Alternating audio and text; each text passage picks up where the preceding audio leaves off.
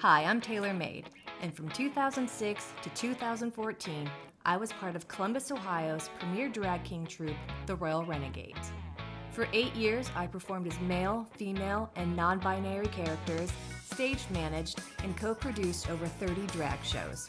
Through drag, I performed at bars and venues all over the country, and also made some incredible friends along the way. Together, we're Revisiting the Spotlight, a podcast recorded at Boxland Media where I connect with performers from my past to learn about their journey through the world of drag. Today we're talking with JJ Cox. Thank you so much for having me. Yeah, Yeah. and it's great to be here. Yeah. I couldn't do anything drag without having JJ Cox. That warms my heart. You have no idea. So your drag name, JJ Cox, how did you come up with it? It's a funny story. When I first performed, I just came up with this name Junior that I thought was funny because I was like the biggest one. And I just, like a big guy named Tiny kind of a thing. It just made me laugh. Mhm. And then I really liked it and I got more serious about it and I decided, although honestly, Junior probably is a really good name. I don't know any other kings. Not that many kings go by Junior, but I decided I wanted something different. And yeah, I really like to name things. So I spent quite some time on it. I would bounce ideas off people. And yeah, JJ seemed really uncommon. Okay. And, I love the entente of drag names. So I had to go for Cox. I mean, you don't have to mispronounce it. It's not, it is an actual real spelling of a last name. So Mhm. kind of flies under the radar in that way. Yeah. So yeah, it really did it for me. And how did you get involved with drag? I went to a drag show in Cocoa Beach, Florida, Mhm. which is, if a lot of people know where Cocoa Beach is. It's outside of Orlando, basically, on the coast. It's about an hour from Orlando.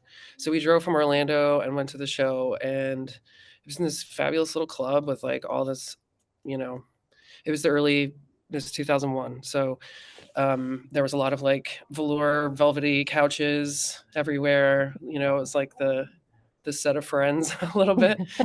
And yeah, I was sitting next to my friend, and we're still friends actually. And I remember just like digging my elbow into his leg and being like, "Oh my god, we have to do this. We have to do this." And he was also just like, and actually at that show we got to see Dante DeFranco perform.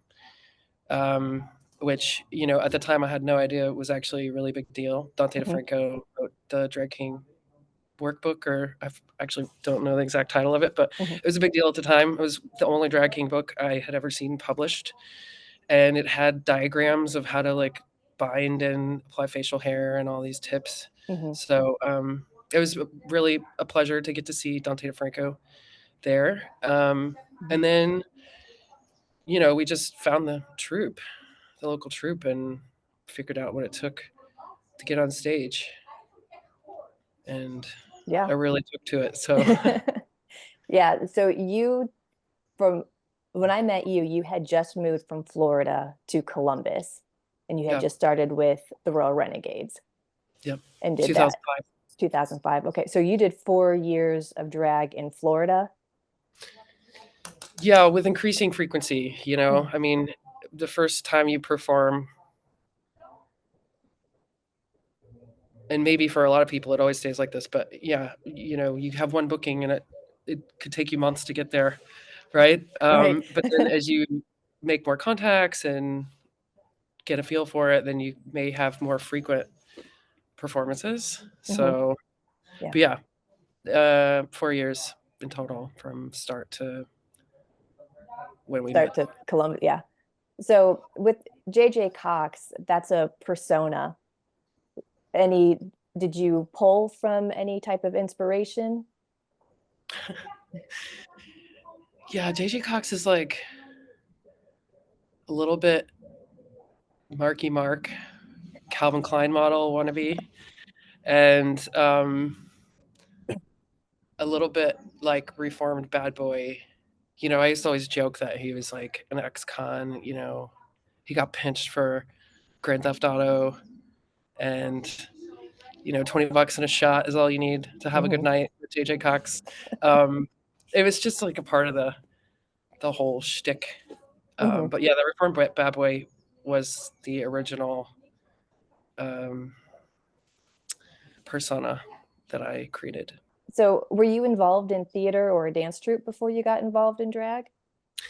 Yeah, I was a ham from a very early age. I did theater all in school and was in dance for several years. I even did competitive dance Oh, for a couple of years. Ballet, tap, jazz. Um, I was very young, you know, it was before puberty. yeah. Uh, yeah, always, you know, and now, even now that I perform less and I'm more focused on my career, I find myself at work just, you know, we have company events and I end up on the stage with a mic in my hand and Mhm. I come down and people are like, wow, you're really good at that. And I'm like, thanks. I learned that from drag, you know? Uh-huh. Yeah, So, I remember um it was a show that we were doing, and for some reason we were either like short a few numbers or someone backed out at the last minute, and you either happened to be there because I don't think you were in like full makeup. You weren't prepared to perform or anything. And someone huh. came up to you and they were like, "Can you please perform? We are like short numbers." And you were like, "Yeah." And in like 2 minutes you just named a song and then performed it, no rehearsing, no anything. And I was like, oh my God. Was it, was it one of the Sex Kittens burlesque shows? I At, think so. Yeah. Maybe at um, Slammers. yeah, Yeah. I remember that one. I mean, I have been pulled into shows a few different times in my life. It's Mhm. always fun, and if you ever get tapped, you gotta go up there, you know? And even Yeah. if it's terrible, you just gotta do it because it's great fun and the audience loves you for it. Mhm. And I think I did a Kanye West number, which is hilarious to think about now. Right. Um, but thank you for remembering that. That was a Yeah. very happy memory. I always love performing with those that crew. They're very good. Mhm. So when you weren't just tapped in to do a number, when you actually like had to prepare, what went into you like choosing a song or deciding what kind of number it was going to be? That's a good question. Well, I'll do something that I know, Mhm. um, particularly if I have performed it before and I know that it works and the audience likes it. That's a good fit. And I'm naturally a bit of a people pleaser, so I my performance style tends towards that as well. So Mhm. um, probably earlier on the in the process, when I select songs, it's usually like I remember I decided to do "The Shape of You" by Ed Sheeran. Mhm. I don't know, 5 years ago or something, 8 years ago now, and it was because I was sitting in the salon and that song came on, and every woman in there started to bounce, and I was like, yes, Yeah. this will be Yeah. my next number. And I actually took that to the women's festival in Lesbos, and I won the prize that year. So it That's paid. great. It worked out. It was a Yeah. good. It's a good judge. I picked Boom Boom Pow the same way. This was like again early 2000s. The club just like exploded when Mhm. that song came on, and Mhm. I knew. Yeah. I remember one of the first times I met you, you were, and I had just joined the Renegades, and you were kind of giving like a school of drag that you learned, I think, from your years in Florida, that it's best to choose like a top 40 song that people are really into. And then I remember you also saying, because it reminds me of John Lennon and Yoko Ono, that when you are working the crowd or just out in drag, you always have to appear that you're single. Do you remember? Do you remember telling us that? Yeah, I definitely had that philosophy. You know, I was always project this feeling of availability. Mhm. I mean, that's what they want. They want to imagine it, right? Mhm. Um, and yeah, I enjoy that. So and it's not for every drag king. I Right. probably, if I had to go back in time, I would say, it's totally up to you, but this doesn't hurt. Maybe not be so like, this is how it is. Yeah. And Glad so that we can laugh about it now. so you started in Florida, came to Columbus, and then went to Pittsburgh. And now where in the country or in the world are you? I'm actually in The Hague.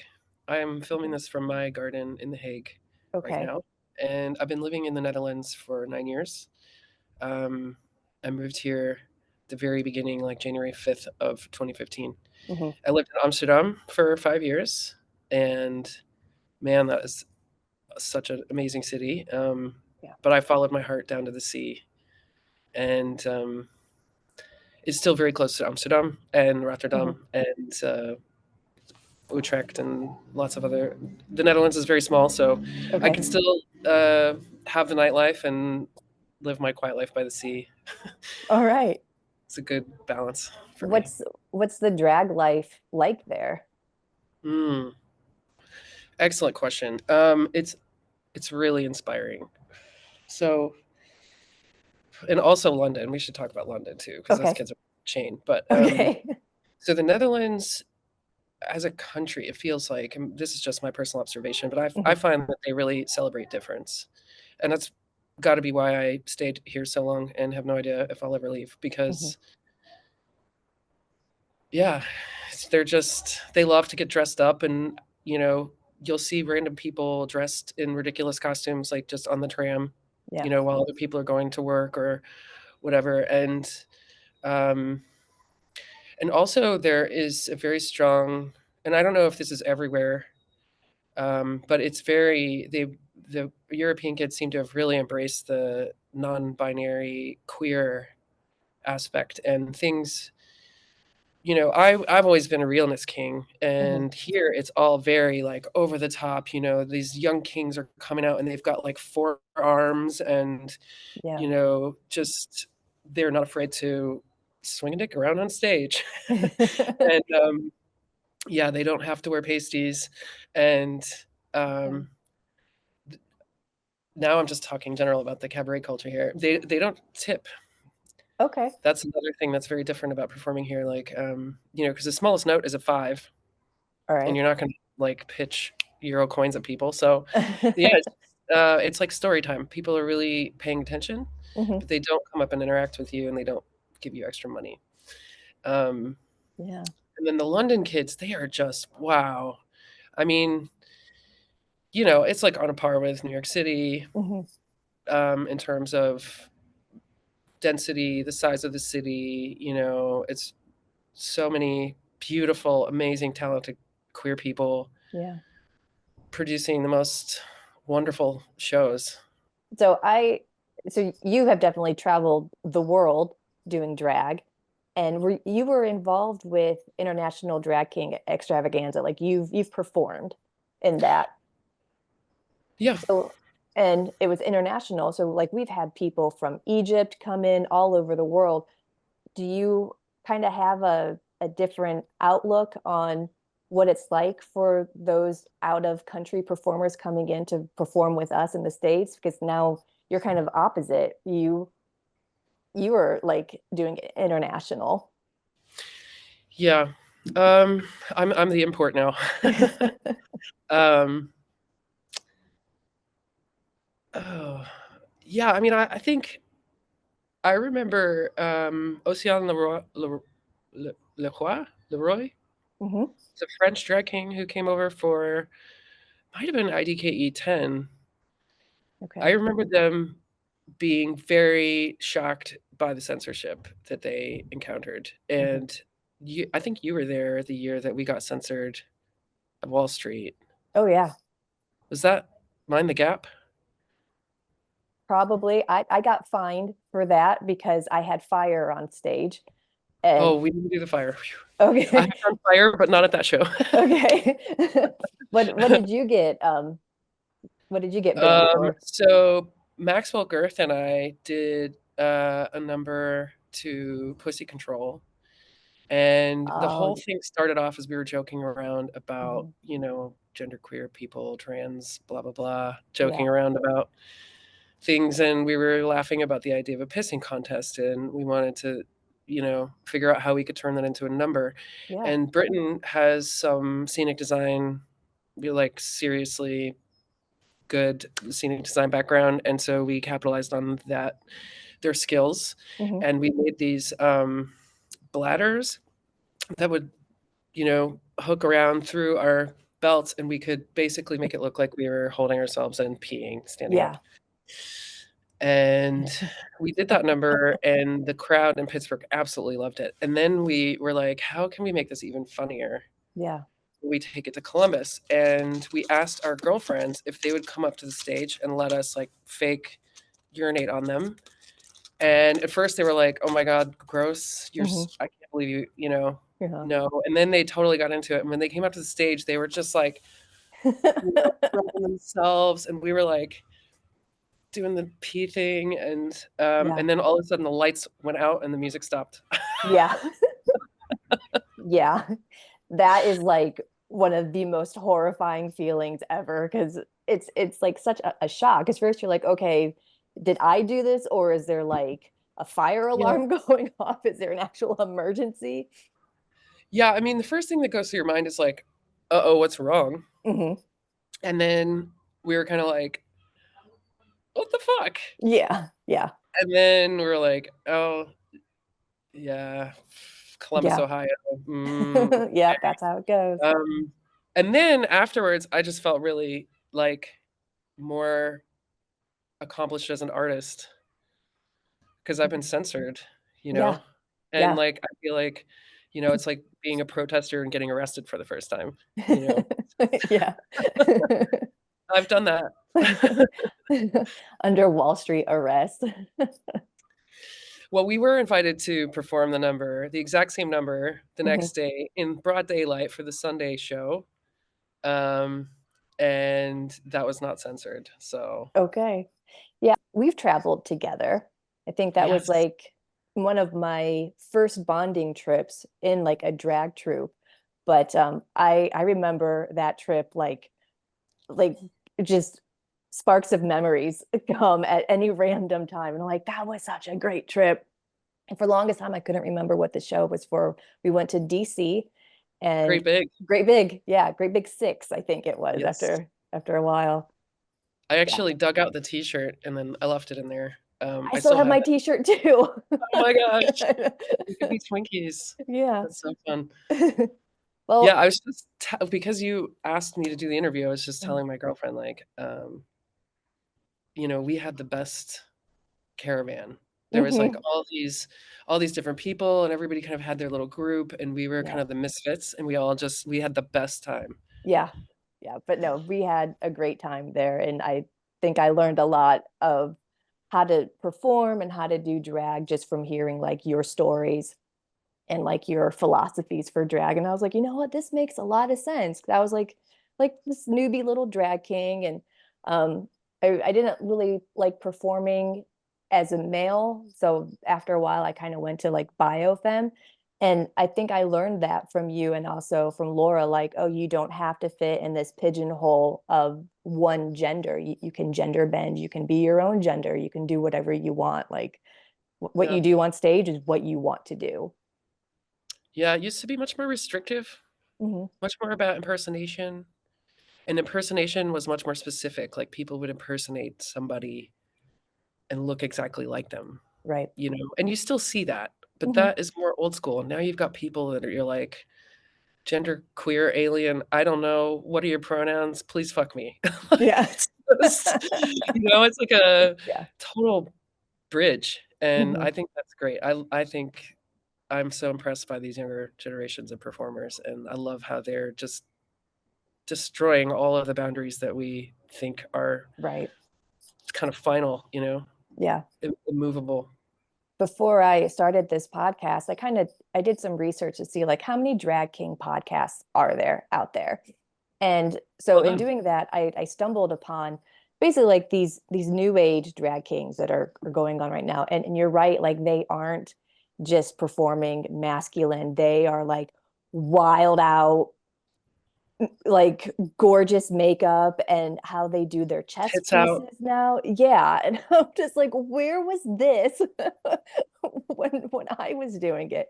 Because Yeah. when I first started, I was doing like mockery in a sense. I still do. I have long blonde hair. So I would do like Bret Michaels or Axl Rose, try to fit into that. And I love doing Guns N' Roses. So that was great. But yeah, seeing them now, I'm like, oh, I could have like, had blue hair or whatever. Yeah. It's great. Yeah. New frontiers, you know? Yeah, that's very true. I was So, always, when in the earlier days, I was always the one who got shit for wearing pink or wearing makeup, you mhm. know? Stage lights are bright Yeah. and I'm blonde, I've got to draw some things in or else I will just look like a pasty white, reflecting disc Mhm. or something. So, uh, yeah, but I used to always get shit for that. And now I feel like I'm the old school one. I'm the one who needs to open their mind. So with all the different numbers that you've done, has any just turned out better than you thought that they were going to? I think the drag burlesque duet that I did with Deb Kuzawa for Mhm. the closing night of the inaugural Fierce. I think it Right. was no, it was opening night of the inaugural Fierce. Okay. Um, so it was at that little burlesque bar. Um, anyway, that turned out great, and we worked really hard on it. And she's got loads of history performing, and we Mhm. have loads of history performing together. And we're both like really staunch feminists, and we wanted to do this BDSM number, but we had to signal to the feminists that it was all Mhm. consensual. So we really spent a lot of time on that, and we fit it into this like really what turned out to be, a really sexy like striptease, like two people undressing each other. Mhm. And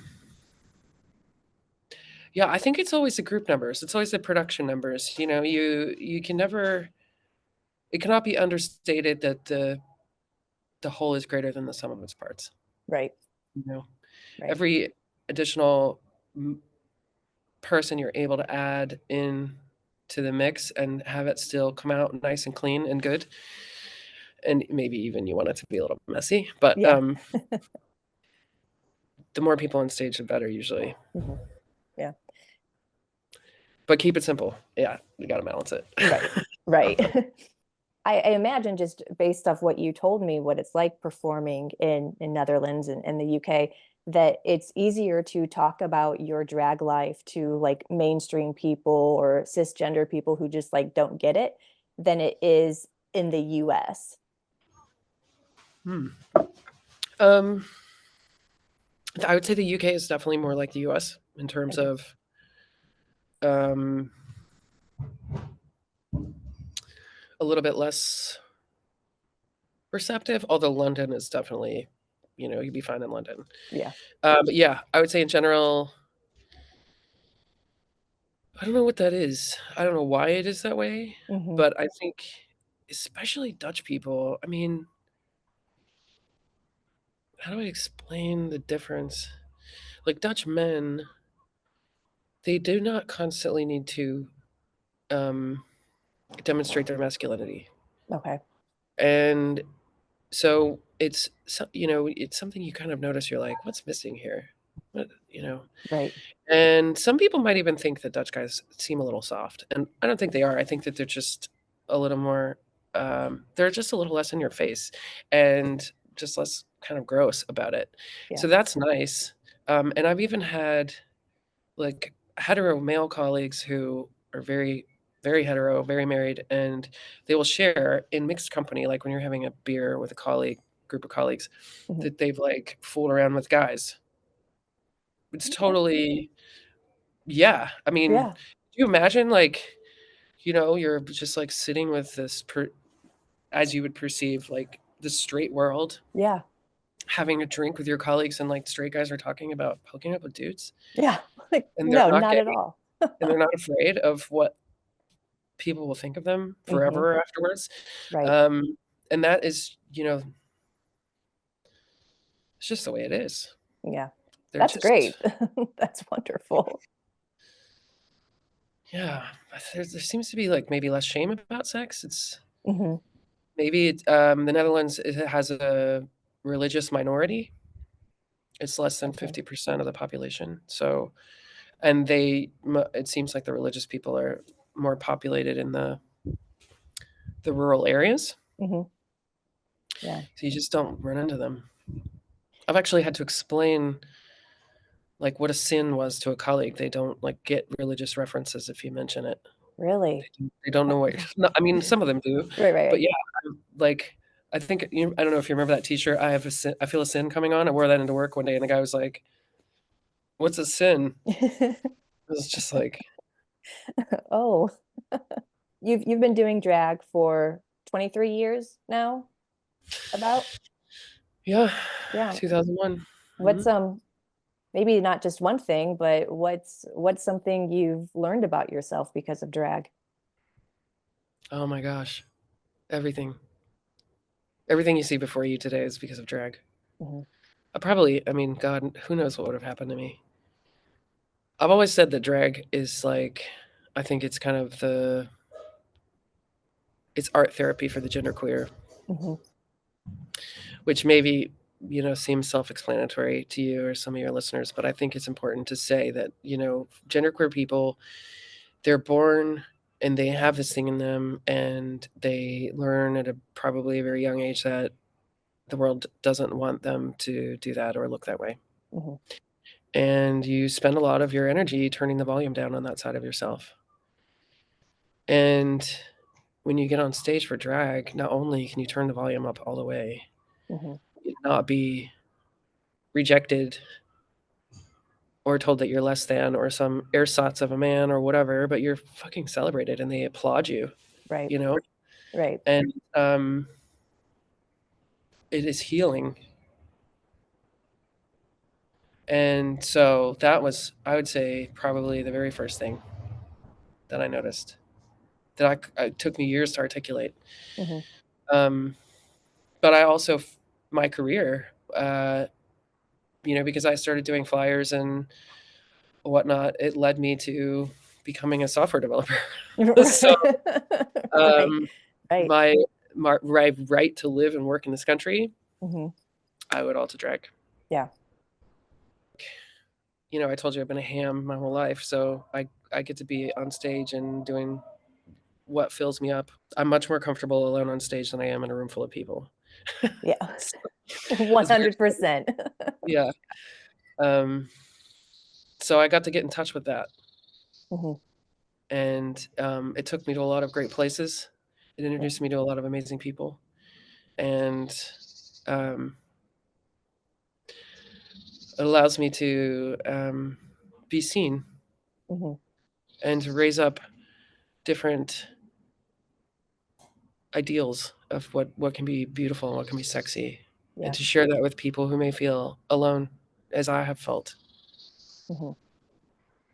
I can't even imagine how many drag kings you've met. Is there one particular or maybe a few that really stuck out to you that thought like, oh, I've learned something from this person? Mm. Oh, I mean, I think we learn from everyone. Hmm. Um, and I learned a lot from sharing my own thoughts, teaching. I Hmm. think you learn a lot from teaching because you learn different ways that people perceive what you're trying to share. Yeah. And so it reflects back to you what you're putting out there. Hmm. And I think I learned the most from that, probably. Um, but in terms of uh, yeah, Lester um, has always been a huge supporter of me and my performance career. Always booked me. Hmm. We did a lot. We did some MC work together. I performed the opening night at IDKE 10 with them. Yeah. I'm a big fan. And yeah, all the kings, I mean, all the baby kings, I think, are Right. just all as a collectively. I did this drag workshop in Amsterdam, and it was a great turnout. The kings who put it together were really innovative and really hardworking, and they just got this huge group. There's such a thirst for it here. Mhm. And I had like maybe a quarter of a roll of trans tape, and I just had a line of these baby kings, like, and I was just like, okay, next, next, and like, I'll never forget that. And they were all just so excited, running around like Mhm. in Orlando. I would say the woman who ever gave me my first paid booking, Baby Blue, Mhm. big love. Yeah. She's still a big force of nature in Orlando. Um, Gavin Danger, I have to say. Um, all of his kings, Julie Right. Applegate, Toby, um, all those people, Mhm. definitely. We stood on their shoulders. Yeah. So we touched on this a little bit, but is there anything specific that you are grateful for because of drag? Yeah, I mean, I think at the core, it's all about um, visibility and raising up people that feel alone, that are different like us. Mhm. And because, as Ivan Coyote said, I became who I was in solitude before I realized that there were others like me. Mhm. And if I can change that a little bit, then I feel like I made a difference. Yeah. Because, yeah, it's fun. Mhm. It's fun to get up there on stage, but it's also really silly, and I try not to take myself too seriously nowadays. And, Yeah. it's a good, fun night. But at the end of it, what I really want is for someone to go home feeling a little less weird. So with all the shows that you've been a part of, you've been a producer, you've been a performer, you've been an MC. Is there any aspect that you prefer over over everything that goes into putting on a show?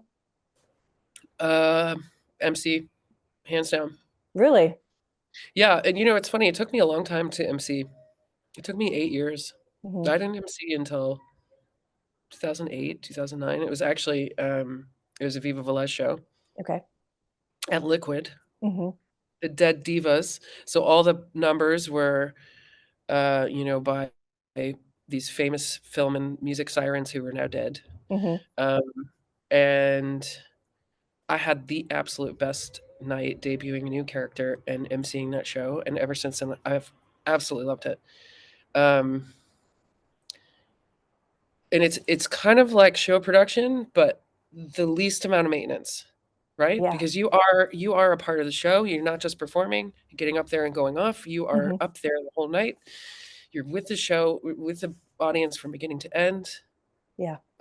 It's a catharsis, right? Right. But you still get to show up at the last minute. And not really have to put in too much time. Yeah, you can still kind of wing it. Uh-huh. Yeah. Good. I mean, it's all I do rehearse, like, certain jokes and timing of things, and, Yeah. I work with the performers to make sure I get their names right and their pronouns and stuff. Um, I take that very seriously, Mhm. and I take the audience's good time very seriously, and I just really enjoy the whole shtick, Yeah. talking about how we're in a relationship together and we're gonna give and take and all this stuff. It's great. That's awesome. Yeah. Yeah. Well, I want to see you MC one day. You have to like put something on YouTube or something and share it with If the you world. come to Europe, I will make sure there is a show. Okay. Okay. That's a promise. Yeah. So this might be different because you are in I feel like a more accepting and more nurturing environment than how we are in the States. But do you feel that drag kings and drag queens, are they treated differently or the same within media or even the community in general? Oh, that's a lot of perspective there. So let me unpack a little bit of that. Yeah. So first we have, like, kind of the global nature of it, and then we want to compare the way media treats kings versus queens, right? So I would say absolutely 100%. It doesn't matter what country you're in. Queens are known. People know what a drag queen is. Mhm. And if they don't know what a drag queen is, they won't know what a drag king is. But they won't know what a drag king is unless they've already learned what a drag queen is. Nowadays, luckily, most people who are awake Mhm. know who RuPaul is. Right. And so, by virtue of the fact that they follow RuPaul and, look at her feed, they probably have come across the fact that there are also women who do it. Mhm. I should say assigned female at birth, Yes. Yes. right? Mhm. Um, you could, you don't want to get philosophical about, is it drag if they were not assigned female at birth, Yeah. But so anyway, I absolutely think there's a difference. 100%. I think, okay, so I'm going to share this. I've seen a lot of articles and posts, people, drag kings in particular, complaining that RuPaul hasn't opened up her show to drag kings. Mhm. And I share their pain. I was a huge fan of RuPaul's in the early 90s when she had her show on VH1. And Right. every show she used to say, Mhm. love yourself, honey. Mhm. If you can't love yourself, how you ever going to love anyone else? And I'm probably saying it horribly wrong, but that was the thing. That was her little shtick that she did at the end of every episode. And I loved her then. Mhm. And I've since then grown a little bit disillusioned because she isn't very friendly towards drag kings or Right. people who are assigned female at birth. Mhm. But at the same time, I do not think that she owes us anything. She has a business, and that is a lucrative business, and it works. Yeah. It ain't broke. So she doesn't have to fix it. She doesn't have to add drag kings. And, I mean, she said drag kings aren't ironic, and I could write a dissertation about how she's wrong about that. But she doesn't owe us anything with her show. Mhm. So that's a controversial opinion I thought I might share. Earlier, we talked about you getting to meet Dante Franco. Is that the right DeFranco, name? Yeah. like Ani. Okay. Um, and you're also a writer. You write short stories and poetry, I believe. Anything else in there? Oh, sure, I've written all kinds of things. Yeah. So any interest in maybe not so much a JJ Cox memoir, but you have a lot of good insight, and all of your experience, I think, could equal to a really great, almost self-help book for the genderqueer community, the drag king community. I could 1000% see you writing one of those and just sharing your experience and using that to help others. Well, so I do have a little fantasy about writing a memoir. Okay. And I would put only the funnest, juiciest stories. And I would change all the names for privacy and Mhm. probably enhance the size of my biceps in the description. But I mean, if Yeah, I'm come writing on, it, you have to. but I just haven't made the time, Mhm. and it makes me want to get back to it. Hearing Mhm. you say that, I hadn't really considered the self help aspect of it. But I do think that just talking about it, I've always thought I wanted to do like, this is very a delusion of grandeur. I do not see myself this way, but I do like the idea of the memoir reading a bit like Catcher in the Rye. Yeah. Just like these are the things that I did. I went and fucked around with this, and it was fun. Mhm. We smoked right in front of the known smoking sign. You know, like Yeah. that feels like something Yeah. that would have been in that book. You Yeah. know, and we definitely had some nights like that I would love to tell about. That's a huge compliment to me, though, what you Yeah. said. Thank Are you. are you comfortable sharing one of those stories that would be in your book? You don't have to name names. Give a little snippet of one of those stories. One night we went to, let's see, I performed in London at the Royal Vauxhall Tavern, which, if you're not familiar with, is a great little spot. Mhm. Very fun. Um, and King Frankie Sinatra has a monthly event called the Kings of Clubs. Okay. And I was there for Frankie's birthday show, and I rented a Best Western right around the corner. Mhm.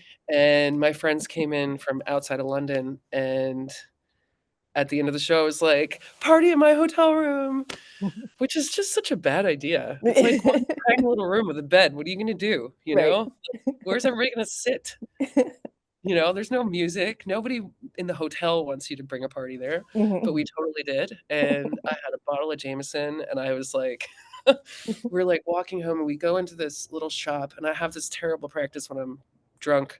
I like buy all these random things to eat and drink. So we Okay. go into the shop. It takes us forever. We're like just such a mess at the counter. We've got these like bags full of food. Walking back to the Best Western, and I take the Jameson bottle, and I don't know why I was so wound up that night, Mhm. and I slam the bottle against this building, and it didn't break, and I did it like a couple times. Finally, it breaks, and I like pick it up, and I like it's like broken neck, and I like pour the whiskey like on my face, like not even giving a shit about Broken broken glass. glass, nothing, you know. And then I was like, "Let's go," you know. And then we go back to my hotel room. I think there was 4 of us, Mhm. and we smoked, and you know, it's like London. This was like 5 years ago. You can't do that, you know. Mhm.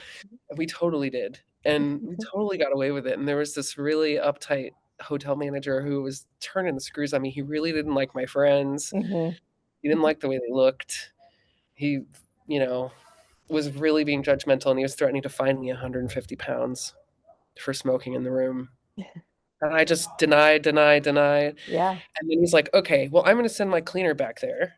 And if they smell smoke or find any evidence of smoking, then we are going to charge you the fee. And I said, okay, go ahead.